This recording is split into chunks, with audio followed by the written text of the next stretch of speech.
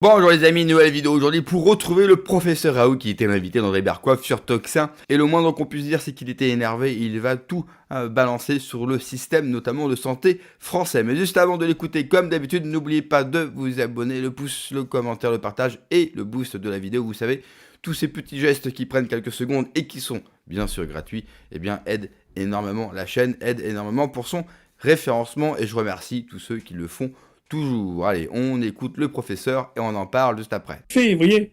Donc c'est intéressant. Il y a cette association de on met tous nos copains ou les gens qu'on aime bien ou les gens qui nous obéiront. Bien sûr. On fout complètement de la gestion. On vire pas un type parce qu'il a foutu en déficit. Ah non, non. On le met ailleurs. On le remet au Conseil d'État, comme vous dites, ou ailleurs. Voilà, on le met au Conseil d'État comme ça. Il donnera des conseils. Ouais. Il donnera des conseils aux autres. Donc, il y a d'une part, on bascule. J'ai eu l'occasion de dire ça. Il y a les deux. Il y a incompétence et aussi corruption. Je ne dis pas chez les mêmes, mais enfin quand même. Et autoritarisme, c'est-à-dire que j'ai eu l'occasion de dire ça. Moi, je fais partie d'une génération qui a bien connu le structuralisme, vous voyez. Et donc, la structure du pays a terriblement changé. Et maintenant, nous avons, j'ai eu l'occasion de le dire, 80% de gens qui sont dans le tertiaire. Des gens qui ne font pas. Et donc, vous voyez bien que les lois ne produisent pas. Ils ne produisent pas, ils ne savent pas. Ils n'ont pas l'idée de ce qu'est la pratique. Et donc, ce sont ces gens qui gèrent la médecine, qui est une affaire de praticiens. C'est eux qui gèrent l'agriculture. Je connais les viticulteurs, j'aime bien le vin. C'est aussi désastreux que la médecine, parce qu'ils ne savent pas ce que c'est que l'agriculture, et ils ne savent. La seule chose qui les intéresse dans l'agriculture, c'est les douanes.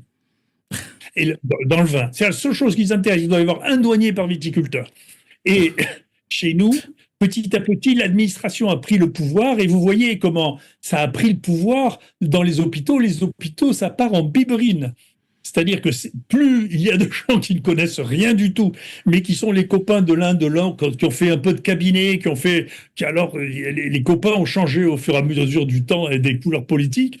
Mais tout ça, si vous voulez, à la fin, on met des gens qui n'ont pas de compétences, qui ne sont jamais jugés sur leur bilan, mais sur leur obéissance. Et ça, c'est la nature des dictatures. Toutes les dictatures de gauche ou de droite sont les mêmes. Elles sont basées sur l'obéissance et le copinage. Et donc les résultats, on s'en fout, l'actif, on s'en fout, et on laisse dépérir un certain nombre d'institutions. L'hôpital, on le voit. Enfin. Et vous voyez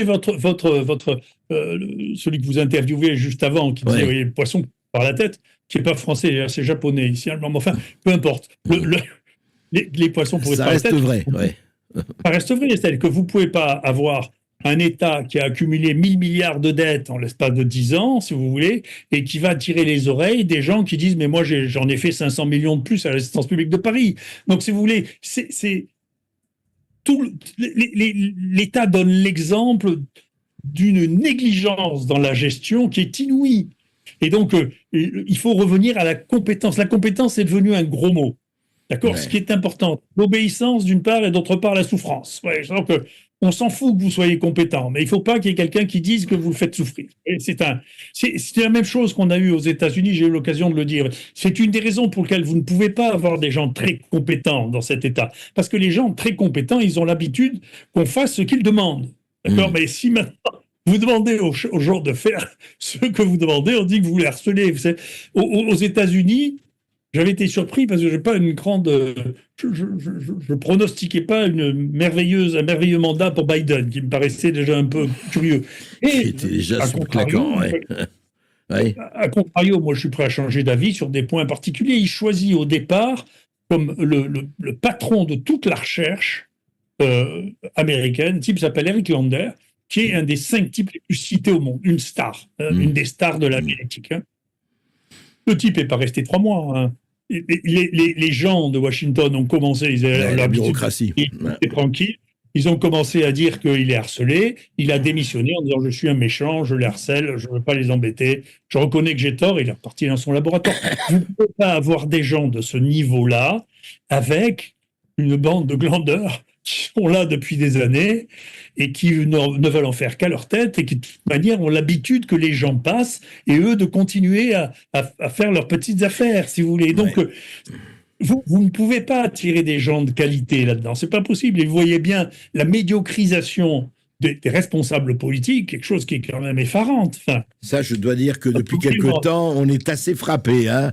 Il y a des. C'est-à-dire que les 8 ministres de la Santé, il n'y en a pas un que j'aurais consulté. Hein, je veux dire, vous auriez fui à toutes jambes. Vous auriez fui à toutes jambes.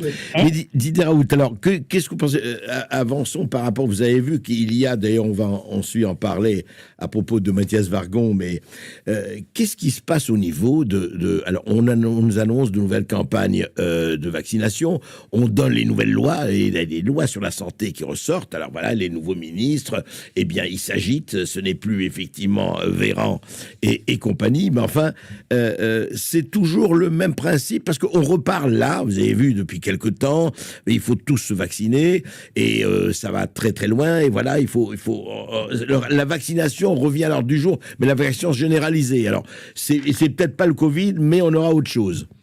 Est-ce que c'est quoi? C'est une espèce de... C'est toujours dans le même principe, dans le même moule? Ah, c'est devenu, si vous voulez, c'est devenu un sujet clivant, c'est-à-dire bête. Moi, j'ai les plus grandes difficultés à m'identifier moi-même dans aucun groupe, quel qu'il soit. Si vous voulez. Donc, ces sujets clivants, c'est des choses que je ne comprends pas parce que je ne comprends pas beaucoup les symboles. Hein. Et donc, c'est devenu le symbole de gens qui pensent et qui se sont beaucoup trompés ces derniers temps et qui continuent à dire, mais non, mais ça allait de soi. Bon, si vous voulez, pour vous donner une anecdote, avant que tout parte vraiment en vrille, Villani, que j'ai accepté de prendre au téléphone parce que j'avais du respect pour son parcours Cédric scientifique. Villani, oui. Il n'est pas bête. Il était député Renaissance à l'époque et chargé de l'office des affaires scientifiques. Et donc, il me fait téléphoner par son assistante parlementaire et lui-même ensuite m'appelle pour me dire mais quel est le problème? Pourquoi est-ce que les gens n'acceptent pas les vaccins, etc. Et je lui ai dit, vous savez, M. Villani, vous croyez que vous savez ce qu'il faut faire, mais comment se fait-il qu'en Europe, il y ait 23 protocoles de vaccination différents? 23 protocoles Oui. Pour l'Union européenne. Oui, juste pour l'Europe. Ouais. Vous croyez que c'est parce que nous, on sait faire. Et en Europe, vous avez tous les anciens pays communistes qui ont tous l'obligation vaccinale. Si vous allez sur le site en Angleterre, on vous dit on n'a pas l'habitude de créer des obligations vaccinales. Il n'y a aucune obligation vaccinale en Angleterre. Et donc, nous, on a raison. C'est nous qui avons raison. Parce qu'il n'y a qu'à Paris, si vous voulez, dans quelques arrondissements parisiens qu'on connaît la vérité. Le reste, c'est... Et donc, si vous regardez, d'ailleurs, c'est très intéressant, Kennedy, qui a... Robert Kennedy, pas bête. Oui.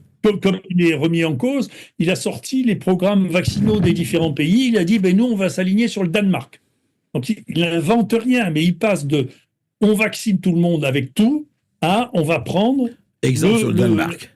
Robert Kennedy. Sur le Danemark, qui est un de ceux qui a le moins de vaccination obligatoire, beaucoup moins, la moitié de moins que nous. Oui. Donc, c'est intéressant. Donc, ça veut dire quoi? Les Danois sont des imbéciles et nous, on est intelligents?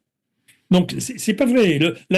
Vous savez, la seule chose qui soit réellement différente en médecine en France et qui fait que nous avons une très bonne longévité.